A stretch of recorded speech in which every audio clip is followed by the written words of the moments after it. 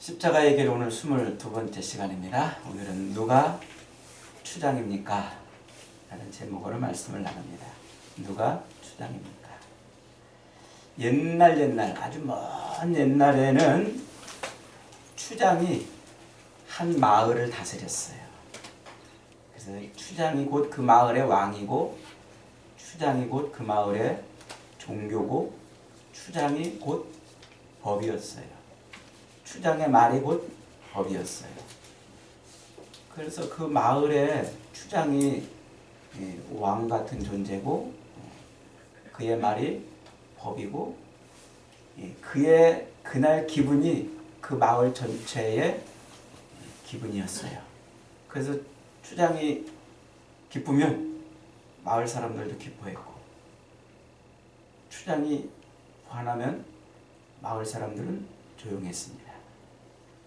그의 말이 곧 모든 사람들의 생각이었고 또 삶이 되었습니다. 추장이 그 공동체의 시대정신이고, 그리고 추장이 곧 언론이고, 추장이 곧 여론이었어요. 추장의 말 한마디에 사람들이 그렇게 움직였던 것이죠. 오늘 우리 시대 우리 공동체 추장은 누굴까요? 이 시대를 움직이는 추장은 도대체 누구일까요? 아마도 오늘 이 시대 우리 사회를 움직이는 추장을 꼽으라고 한다면 두말할 것 없이 TV와 인터넷으로 대표되는 매스컴을 들 수 있습니다. 매스컴이라는 말 많이 들어봤죠? 대중매체라는 뜻인데 순간적으로 수많은 사람들을 동시에 설득해버리는 통신수단이라는 뜻으로 설명할 수 있겠어요. 많은 사람들을 순식간에 이렇게 하나가 되게 하는 그런 통신수단이라는 말이죠. 요즘에 우리 사회에서 이런 말들을 많이 들어볼 수 있습니다. 마누라 없이는 살아도 텔레비전 없이는 못 산다. 들어봤죠? 요즘 애들도 그래요. 애들도. 부모님 없이는 살아도 TV 없이는 못 산대요. 교인들도 그러더라고요. 교인들도. 교회를 다니는 성도들도 TV는 나의 목자시니 내가 부족함이 없으리로다. 내가 지루할 틈이 없으리로다. 그런데요. TV나 혹은 인터넷 등은 우리랑 너무너무 친숙하고 너무나 가깝고 우리가 늘 붙들고 살고 있는 것인데, 사실 이것이 오늘 우리를 좌지우지하는, 우리의 생각과 우리의 삶을 좌지우지하는 그 영향력은 대단합니다. 오늘날 대부분의 사람들이 안방에서 끼고 사는 이 TV에서 무엇이 하얗다 이렇게 말하면 하얀 거예요. TV에서 무엇이 까맣다 그러면 다 까맣게 알아들어요.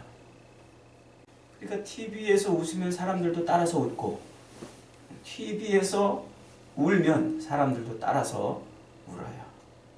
TV와 인터넷 등 이 대중매체, 오늘 이 대중매체가 우리 사회를 움직이고 사회를 들었다 놨다 하는 추장 같은 겁니다. 그런데 이 대중매체가 지향하는 바가 뭘까요? 이 대중매체가 결국 지향하는 바는 돈입니다. 돈. 그러니까 대중매체를 한마디로 설명한다면 돈 귀신 들린 추장이라 이렇게 말할 수가 있어요. 매스컴. 이 매스컴의 역할이 선전이냐 혹은 교육이냐 하는 것은 사회학자들의 오랜 논란이었어요. 사회학자들이 이 매스컴을 볼 때 이것이 선전의 도구냐 혹은 교육의 도구냐 여러 가지 정의를 많이 내리지만, 대체적으로 매스컴은 교육이 아니라 선전의 도구라 하는데 동의를 다 하고 있어요. 광고 보세요. 텔레비에서 광고. 이 광고는 노골적으로 돈 때문에 하는 거예요. 돈 벌려고 광고를 하는 거란 말이죠. 그래서 수많은 기업들이 자기 제품들을 이 매스컴에다 올려놓고 광고를 때립니다. 그런데 그 광고를 보고 사람들이 이제 이 기업의 제품들을 사가죠. 그러면 이 매스컴은 그 광고를 올려주는 대가로 수많은 돈을 또 얻는 거예요. 그래서 가급적이면 이 프로그램들, TV, 대중매체가 사람들에게 발표해주고 보여주는 그 프로그램들은 가급적이면 자극적이어야 해요. 그래야 그걸 보니까. 그래서 그 프로그램들을 자극적으로 만들려고 애를 쓰죠. 그래서 그 자극적으로 만들려고 막 애를 쓰다가 이제 프로그램을 조작까지 하고 이러다가 또 들통이 나기도 하죠. 그렇게 조작하는 이유는 시청률이라는 이 큰 도깨비 방망이를 잡아야 되는 거예요. 시청률을 잡지 못하면 아무 쓸모가 없어요. 결국은 이 시청률을 잡아서 그걸 무기로 다시 또 사람들의 의식을 또 흔들어 놓는 게 이게 매스컴의 역할입니다. 그것을 위해서 사람들은 최선을 다해서 또 돈을 쏟아부어요. 거기다가 자기들의 노력과 돈을 쏟아붓습니다. 여러분, 이 대중매체를 만들고 그것을 소비시키고 그것을 사람들로 하여금 소비하게 하는 이런 대중매체를 만드는 이 사람들은 바보들이 아니에요. 결코. 자기들이 분명한 어떤 의도를 갖고 그 의도대로 대중매체를 만들어내는 겁니다. 그래서 그 의도한 대로 목표를 이루려고 그러는 것이죠. 오늘날은 이 정치인들조차도 이 대중매체를 이용해요. 그래서 정치인들도 이 대중매체를 통해서 자기들의 어떤 생각들을 사람들에게 주입을 시키죠. 그래서 언론을 장악하는 거예요. 언론을 장악해서 그 언론으로 하여금 계속해서 자기들의 생각을 노출하게 하고 사람들로 하여금 그것을 지속적으로 듣게 하는 겁니다. 그러면 그런가 하는 겁니다. 그런가. 그래서 이 대중매체는 결국은 돈과 권력에 의해서 움직이는 것이 되는 거예요. 돈과 권력에 의해서 대중매체가 움직여요. 요즘에 이 대중매체 중에 하나가 또 하나 더 늘어났죠. 그게 뭐냐면 유튜브입니다. 유튜브. 저는 오늘 여러분들에게 지금 이 대중매체의 더러운 속을 까발려 주려고 그러는 게 아니에요. 그런 대중매체가 그 돈과 권력에 의해서 움직이는 그 대중매체가 오늘 우리의 삶을 어떻게 움직이고 어떻게 영향을 끼치는가 하는 것을 말하고 싶은 거예요. 놀랍게도 이 대중매체는 오늘 이 세대의 사람들, 오늘 이 시대의 사람들은 물론이고 교회 울타리 안에까지 들어와서 예배당에 앉아있는 사람들, 성경 말씀에 붙들려 있는 사람들의 삶과 생각도 흔들어 놓고 있다는 거예요. 예를 한번 들어볼까요? 여러분, 이 신문이나 방송, 이 매체들을 가만히 보세요. 가만히 보시면 그들의 태도들이 눈에 들어옵니다. 얼마 전까지만 해도요, 대중매체는 이 뉴스나 혹은 방송이나 프로그램이나 혹은 뭐 드라마니 뭐 이런 방송, 이런 매체들은요, 동성애에 대해서 손가락질했어요. 그래서 동성애를 비난하고 조롱하고 위협했단 말이에요. 그런데 지금은 절대로 동성애를 향해서 손가락질하지 않아요. 동성애를 향해서 조롱하지 않아요. 대중매체들이 이렇게 보는 거예요. 저울질을 보는 거예요. 이 편을 들까 저 편을 들까. 아니 이 편을 들까 저 편을 들까 저울질하는 것이 아니라 언제 동성의 편을 손들어 줄까 이걸 보고 있는 거예요. 타이밍을 찾고 있는 거죠. 벌써 이미 많은 대중매체가 우리 사회, 우리 시대에 지금 수많은 대중매체들이 벌써 이미 동성애 편을 들어주고 있잖아요. 동성애는 조금 다른, 우리랑 똑같은 사랑인데 표현 방법이 다를 뿐이다 라고 지금 말하고 있단 말이에요. 내가 내 개인 취향으로 동성애를 싫어한다고 정죄하지 말아라. 그들은 나랑 조금 다를 뿐이다. 그 다른 것을 인정해 줄 알아야 된다라고 지금 세상을 향해서 포문을 열었잖아요. 이렇게 매스컴이 한번 일단 포문을 열기 시작하면 사람들이 그 매스컴의 생각을 듣고 자기 생각을 바꿔요. 그래. 동성애도 뭐 우리랑 똑같은 사랑인데 사람이 머리 검은 사람이 있고 노란 사람이 있고 눈이 파란 사람이 있고 검은 사람이 있고 그렇게 다 다양하듯이 사랑도 그렇게 다양한 한 방법이야. 한 표현이야. 이렇게 생각을 한단 말이에요. 그 사람들의 마음과 머리가 순식간에 바뀌어버리는 거예요. 대중매체가 그렇게 자꾸 외치면 말이죠. 그래서 예전에는 그 동성애자들을 바라보면 막 구역질 날 정도로 막 그렇게 반응하던 사람들도 이제는 동성애를 측은하게 여기고 우리랑 별반 다르지 않은 사람으로 여기고 오히려 그들을 포용해줘야 된다고 그렇게 받아들이는 겁니다. 그래서 동성애를 비난하는 사람들을 오히려 더 막 너는 뭐가 달랐길래 그러냐? 너는 뭐가 우리랑 다르기에 그러냐? 라고 손가락질하게 되는 거예요. 이게 지금 대중매체가 사람들에게 영향을 미치고 있는 거죠. 그런데 더 기가 막히고 놀라운 사실은 그런 사람들의 마음이 대중매체를 통해서 사람들의 마음과 이 생각이 바뀌어가는 이것이 어디에서도 일어난다고요? 교회 안에서도 일어나고 있단 말이에요. 교회 안에서. 이 미국 사회는요, 벌써 이미 동성애를 비난하면은요, 큰 죄가 된다고 생각을 해요. 벌써 동성애로 인한 몸살이 한바탕 훑고 지나갔죠.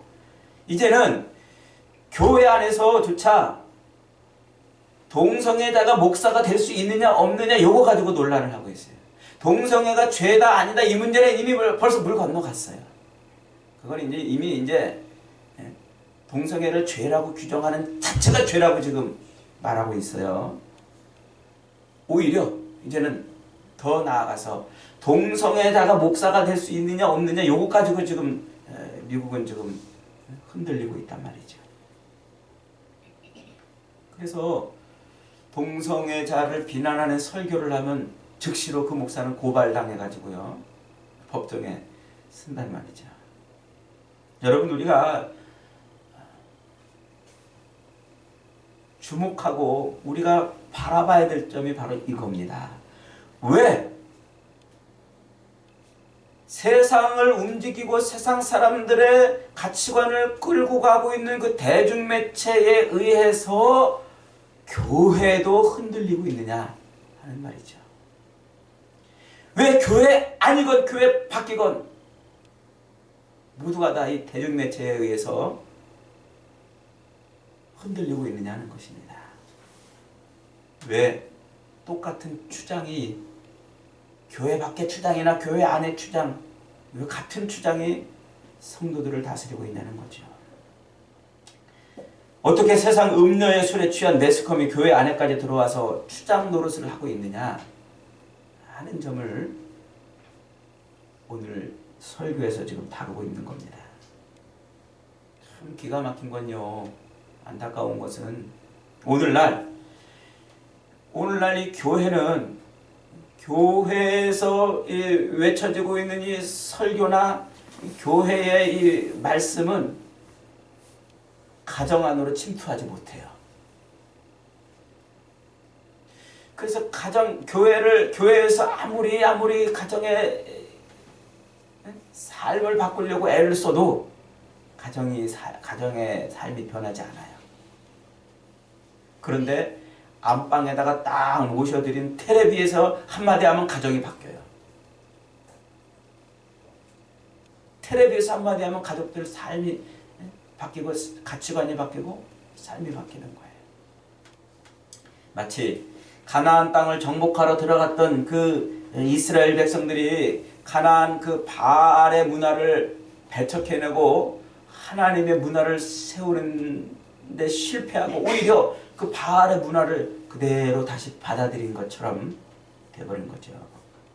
오늘날 교회는 이 세대를 정복하고 있는 것이 아니라 오히려 세대를 다스리고 있는 대중문화, 대중매체에 정복을 당하고 있는 겁니다. 안타깝고 두렵게도 오늘 매스컴이 끌고 가고 있는 이 세대 정신이 그렇게 외치면 우리 교회도 따라가고 있다는 거예요. 교회도. 여러분 이제 보세요. 얼마 안 있으면요. 모든 종교가 하나가 되어야 된다고 계속 그렇게 사회는 외칠 겁니다. 모든 종교가 하나가 되어야 된다고.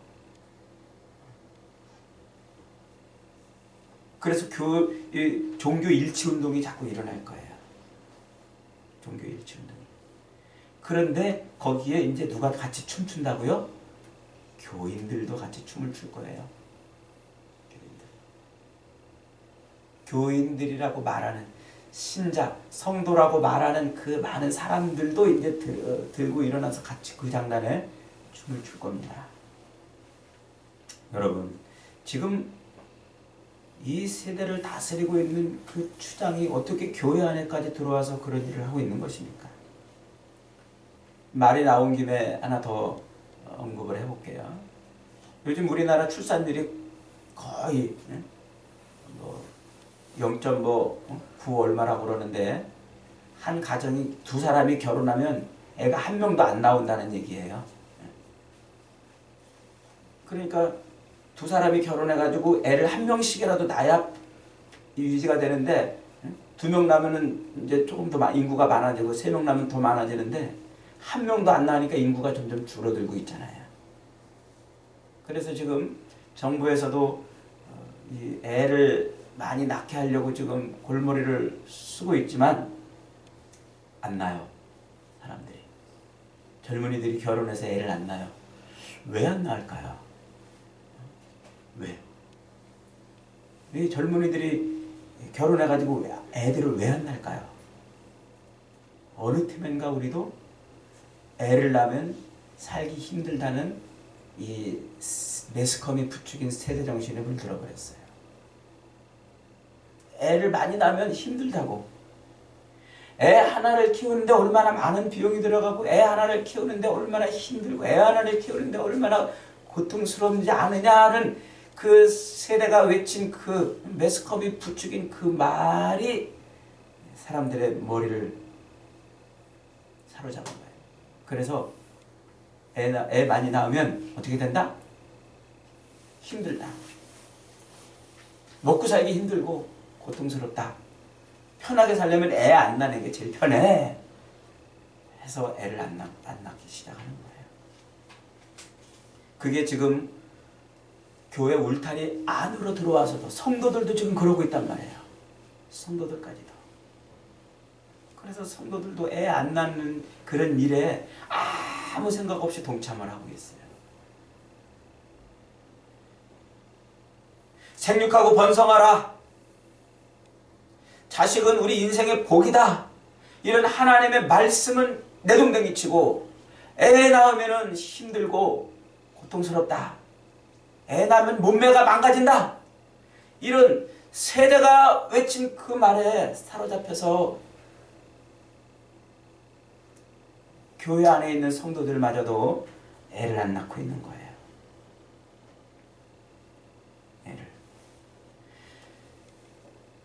100번 양보해서 우리가 애를 안 낳는, 교회 안에서도 애를 안 낳을 수 있다고 쳐요.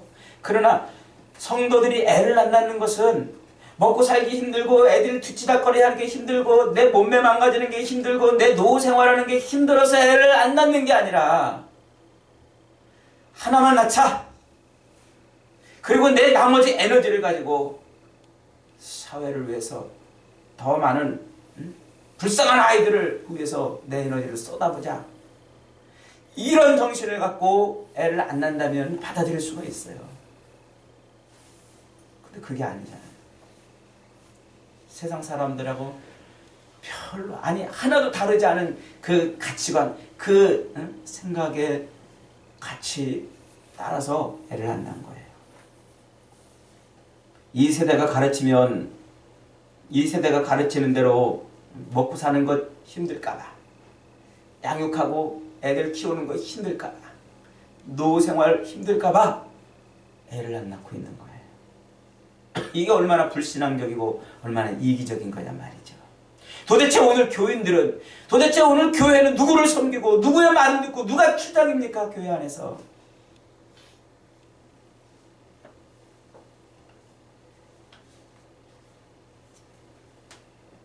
여러분, 우리 성도들의 중요한 문제는 이겁니다. 왜 우리 교인들이, 왜 우리 성도들이, 왜 예수를 믿는다고 그러는 사람들이 자기 삶의 기준이요 가치관을 세상 것에 맞춰가지고 바꾸느냐는 거예요.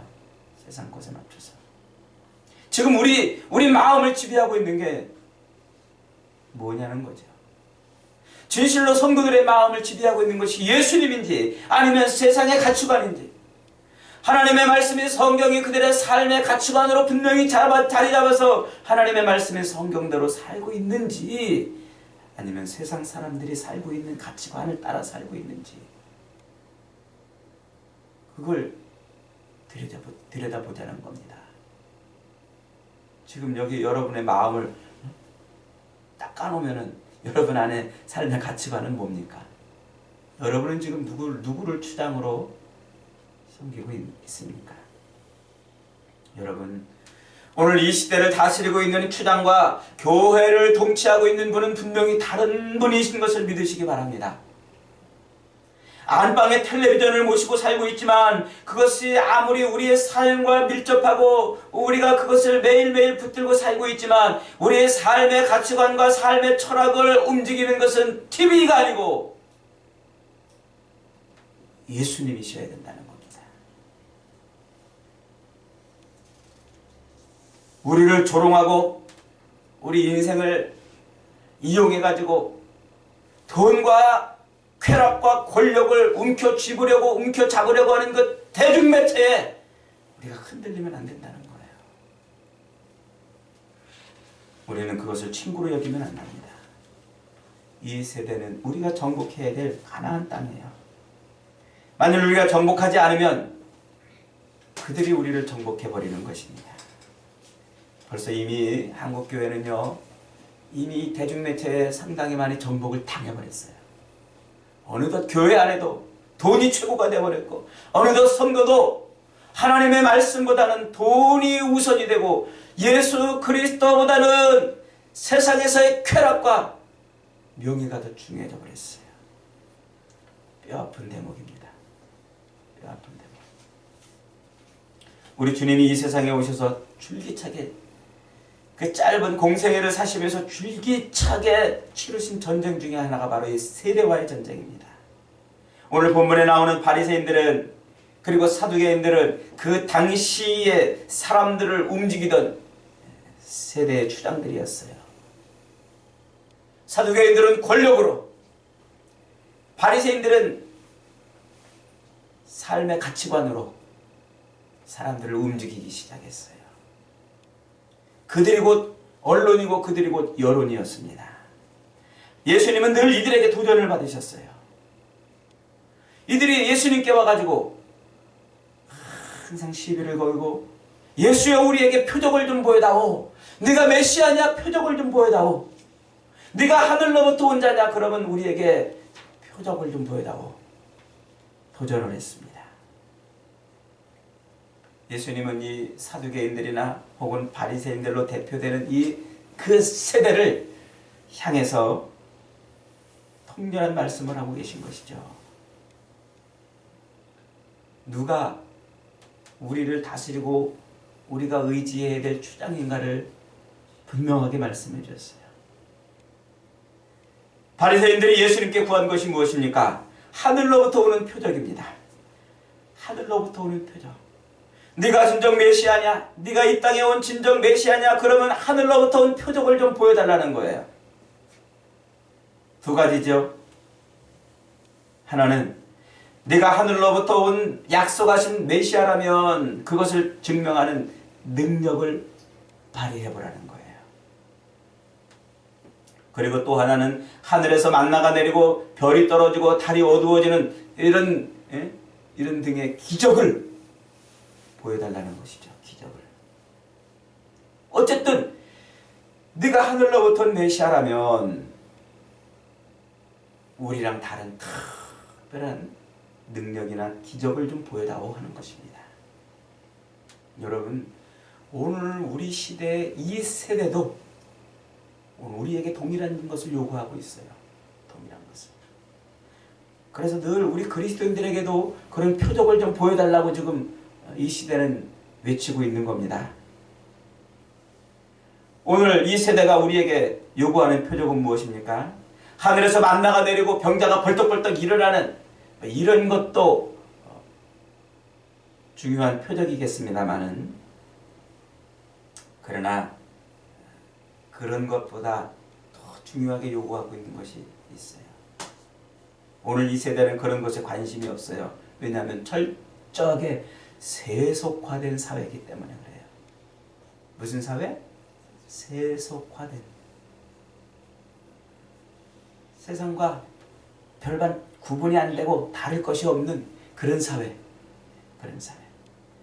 그래서 오늘 이 세대가 우리에게 요구하는, 이 세대가 우리 그리스도인들에게 요구하는 표적은 세 가지입니다. 첫째로는 성공의 표적이에요. 둘째로는 행복의 표적이고, 셋째로는 만사 형통의 표적입니다. 내가 예수를 믿느냐? 그러면 성공에 바라는 거예요. 내가 예수를 믿느냐? 그러면 행복한 삶을 보여달라는 거예요. 내가 예수를 믿느냐? 그러면 형통한 인생을 보여달라는 거예요. 내가 예수 믿으면 행복한 삶을 살고 성공하는 삶을 살아라는 것이죠. 오늘 이 시대 많은 사람들이 늘 바라고 원하는 것이 아닙니까? 성공하고 싶고 늘 행복하고 싶고 늘 자기 인생의 모든 일이 원하는 대로 펼쳐져가는 형통을 누리기를 원하잖아요. 예수가 특별하고 예수가 남다르고 예수가 다른 신과 다른 그런 하늘로부터 온 신이라면 그 신을 믿는 네 삶이 형통하고 성공하고 늘 행복해야 되는 거 아니냐는 거죠. 예수 믿는데 너 왜 이렇게 가난하게 살아? 너 예수 믿는데 왜 맨날 불행해?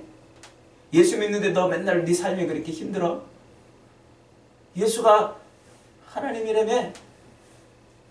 그럼 네 삶도 성공해야 되잖아? 예수가 하나님이라며?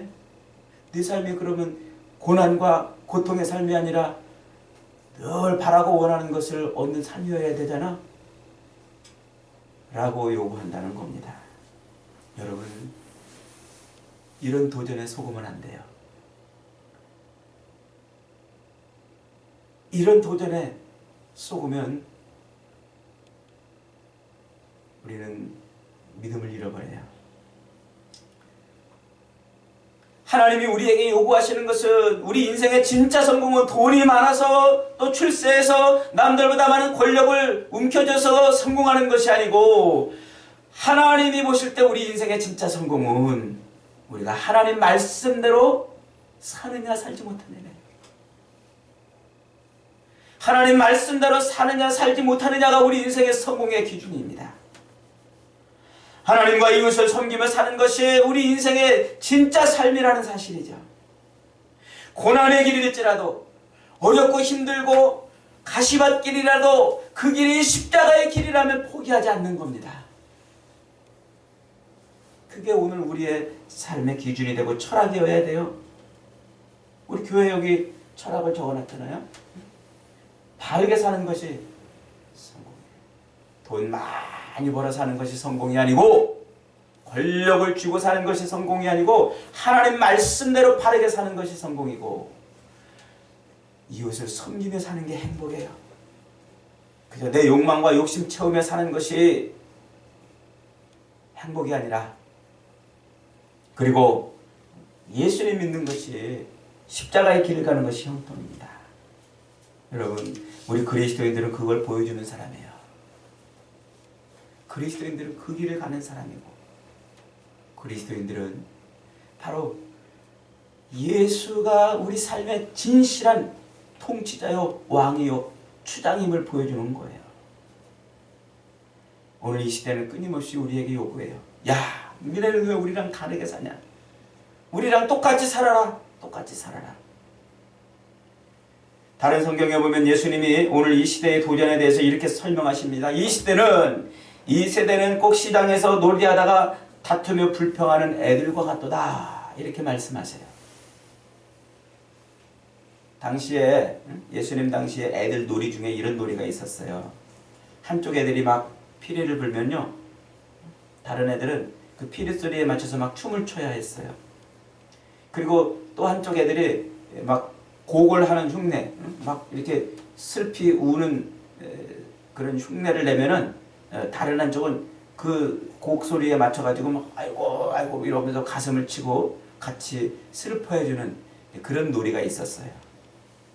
그런데 이 한쪽 애들이 막말로 개긴 거예요. 내가 피리를 부는데 저놈들이 안 해. 춤을 안 춰주는 거야. 내가 곡을 하는데 저놈들이 막 가슴 치고 슬퍼해주지 않는 겁니다. 그러니까 이 피리 부는 애들이 불평해요. 곡을 하는 애들이 불평하는 거예요. 야 임마, 왜 너희는 우리가 피리를 불면 춤춰야 되는데 안 추는 거냐? 왜 우리가 이렇게 슬피 울면 너희들이 가슴을 치고 통곡해야 되는데 왜 안 해주는 거냐? 왜 같이 안 하는 거야? 그렇게 같이 하기로 했잖아. 하고 따지고 있는 겁니다.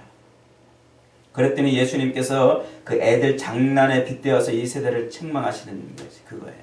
너희가 내게 하는 짓도 똑같이 그와 같구나. 세례 요한이 와가지고 안 먹고 안 마시니까 귀신 들렸다고 그러더니, 내가 와가지고 먹고 마시니까 먹기를 탐하고 주정꾼하고 죄인들과 한패라고 그러는구나.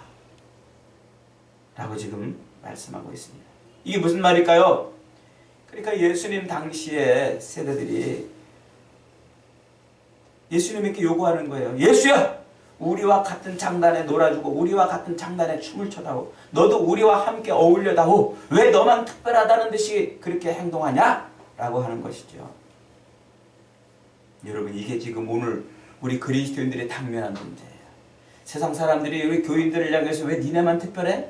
왜 너희만 그렇게 따라 살아? 왜 너희만 그렇게 별도로 특별한 척해? 하는 겁니다. 자기들하고 똑같이 생각하고 자기들하고 똑같이 행동하자는 거예요. 왜 예수쟁이들은 자기들과 다르게 살려고 하는 거냐는 거죠. 왜 예수쟁이들은 꼭 다르게 하냐는 거죠. 그게 기분 나쁘다는 거예요. 기분 나쁘다. 학교 가서도 학교에서도 그걸 요구해요.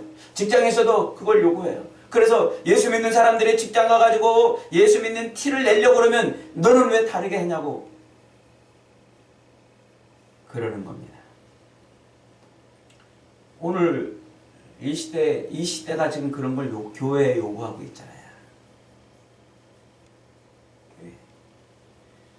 그래서 집중 포화, 한쪽으로 모든 여론을 모아가지고 막 교회 포화를 퍼부었고 있어요. 예배 드리지 말라고. 이 엄중한 시기에 왜 자꾸 예배를 드리냐고.